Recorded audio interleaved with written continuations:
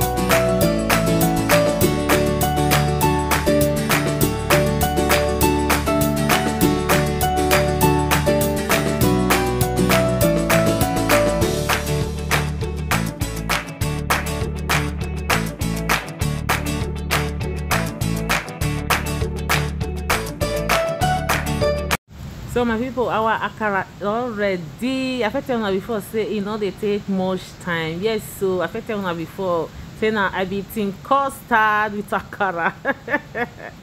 Yes, so me and my family will enjoy with custard. Yes, I just pour milk for the custard. Okay, check out this akara. This akara tastes so yummy, guys. It tastes so yummy. Okay, I beg if you enjoy this video, make una give this video thumbs up, like, comment and share. I beg make una share my video. I beg make una share my video. We don't almost hit 1K. I beg make una take me go enter 1K. Oh please, oh make una take me go 1K. So guys, I'll see you again for my next video. Bye.